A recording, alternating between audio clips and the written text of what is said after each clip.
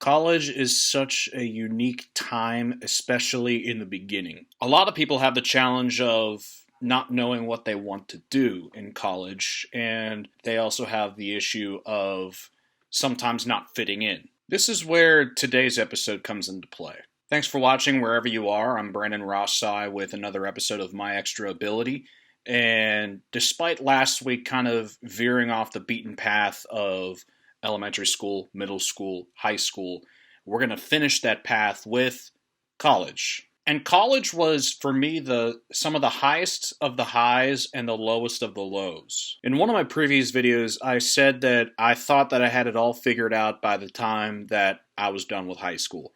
I was going to go to Robert Morris University, which is 15 minutes down the street from my house, and it was going to be a good experience. But things don't always turn out the way that we had hoped. So now we're looking at October 2015. I was not happy with my situation at Robert Morris.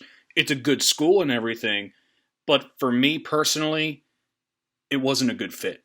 So this was where I gave a call to my mentor, just so happens to be one of Pittsburgh's defining voices, and that is Lanny Fratteri. So long story short, I was announcing a football game. He was on the call for it on radio. I was doing the PA announcing. We exchanged phone numbers that day, and he was recruiting me to go to Waynesburg. Now we go to January 2016. I am officially enrolled at Waynesburg. So going to Waynesburg, I was terrified. This wasn't like the kind of scared that I was whenever I was going from elementary school to middle school and then middle school to high school. This was a whole nother level. And I believe that I moved in on a Saturday, but 2 days prior, I remember having a meltdown. I've said many times in the past that my mind automatically thinks to the worst case scenario and always thinks of the negatives. But I had so many different thoughts that were racing through my head going into this new journey. Am I going to be outcasted again? Is this going to end up just as badly as Robert Morris did? Is everyone there going to freak out? Because once they find out I'm autistic, they'll treat me like I'm some sort of alien. So enter freshman year, and it was hit or miss. I was going into a new situation that I've never encountered before, where I was not only entering a new school, but I was away from everybody. I was so cautious and cognizant of how I was acting, of how I was being received by the other students and the faculty. And I got so caught up in that, it ended up being a huge detriment going forward. A lot of students had a very bad first impression of me. I thought that I was doing nothing wrong. I thought that these kids were going to outcast me once they find out what I have.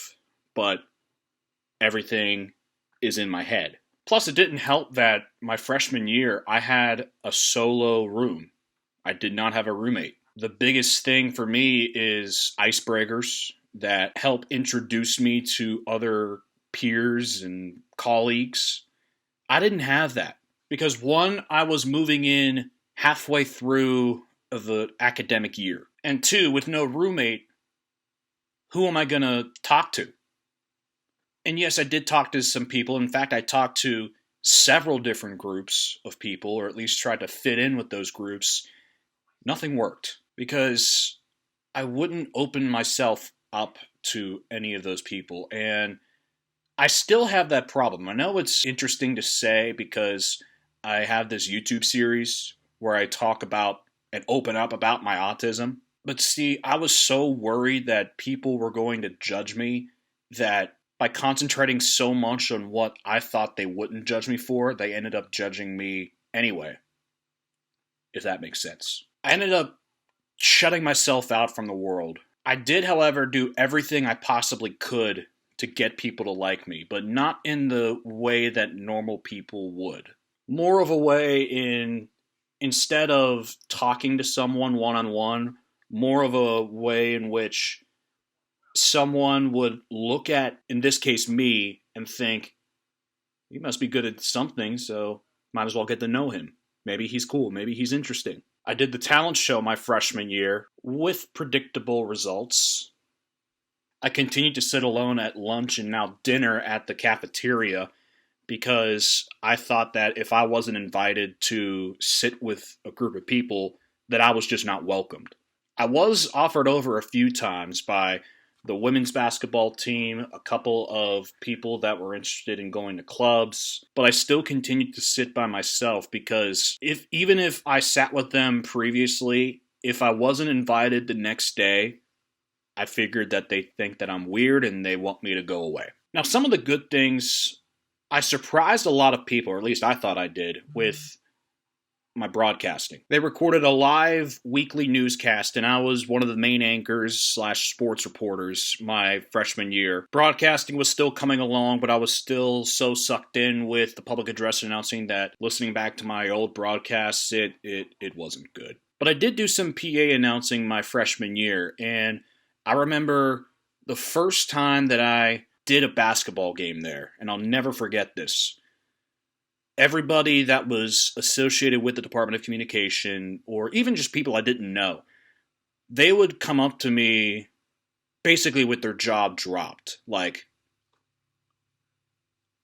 I didn't know you could do that. And it was a great sense of satisfaction, not because I was getting compliments, but because I felt like I was proving a lot of people wrong. And that's a theme that is carried out throughout my professional life. I've always wanted to prove everybody wrong and prove that the negative stereotypes of people on the autism spectrum are false, especially in my case. Sophomore and junior years, everything got progressively better. Sophomore year was kind of the highlight for me. I started to be included in several discussions with some of the upperclassmen. I hung around them all the time. I was picking up announcing gigs everywhere. And on the TV shows for the campus TV station, I was on main talent for every single show that I auditioned for. And that was a great, great sense of accomplishment for me. And by the time sophomore year ended, I felt a sense of something that I don't think I've ever felt before. And that was that I was wanted there. Between Lanny Fratteri, out of all people, saying that he wants me to come to Waynesburg, and also that I could contribute in a positive way, it was one of the greatest feelings of satisfaction that I can remember to this day. Junior year started to elevate some things. I took some leadership roles. I was the assistant general manager of the campus radio station down there. I produced a bi-weekly television show similar to Around the Horn. It's called Plead Your Case. In addition, I picked up some more jobs announcing high school games, and I was the student producer for Greene County High School athletics, where I would send 2 students out to cover a high school football game every week. In terms of a workload, business was booming. However, something started to feel like it was missing. As my roles of leadership started to grow and expand, I found myself being excluded a lot. A lot of people started to get away from me. I felt as if all of the people that had talked to me in previous years, all of a sudden, they wanted nothing to do with me. I felt like an outcast again. And all that stems from a new problem that really, really hindered me my junior year, and it still kind of haunts me to this day. And that is, I developed a severe case of depression. It's extremely common for young adults that are on the autism spectrum to develop cases of depression because of many different reasons. My reasoning is because I feel like a freak compared to everybody else. Because I'm not quote-unquote normal, that I am now secluded and no one wants me around. I would have panic attacks in the early mornings before class. I would never have energy to do anything. Anytime that we accomplished something, like there was a fun little Toys for Tots competition that we had between the broadcast and the print/journalism side of the Department of Communication. Broadcast had won, and I felt excluded. And I kept feeling that no matter what I do, broadcasting, socially, that none of this will ever be good enough because I'm always going to have something dangling over my head.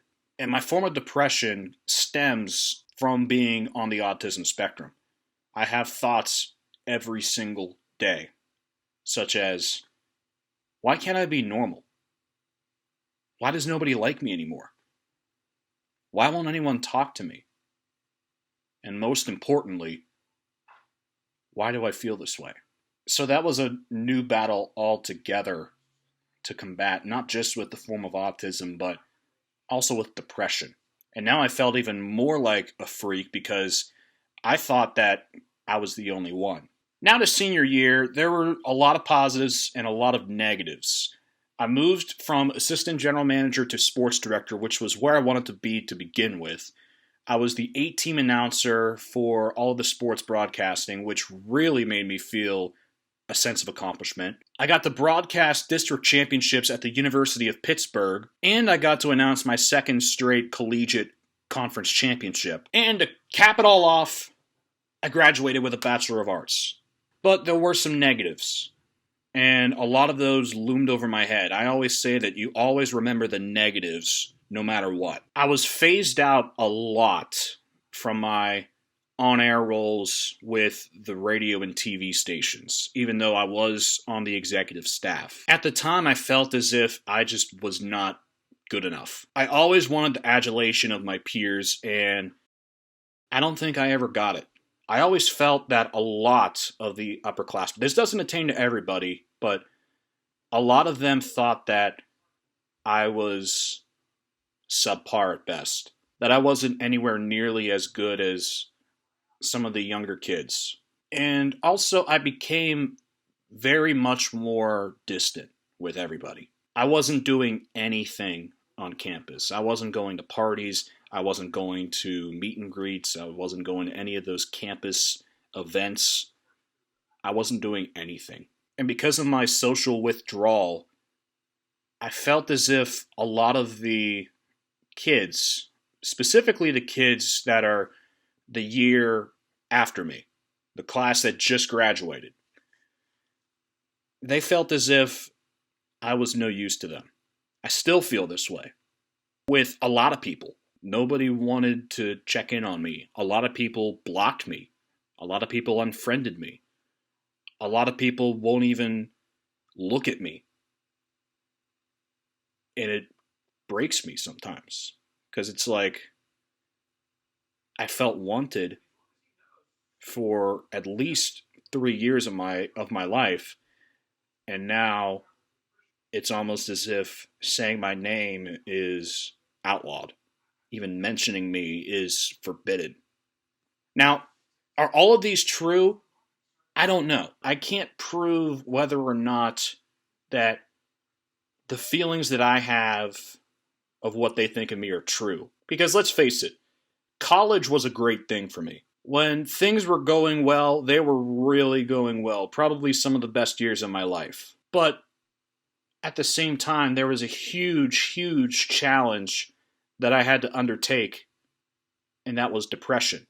That will be the topic next week. So again, thanks for joining me on today's episode of My Extra Ability, and hopefully that for those that are on the spectrum, and for those that have kids that are on the spectrum, that this series is helping feel the way that they do. I don't speak for everybody, and I know that, but hopefully this can kind of give a sense of realism and a sense of hope to all of these parents and all of these children. So I hope that my message can help those in need, especially in a time in which we need all the positivity that we can get.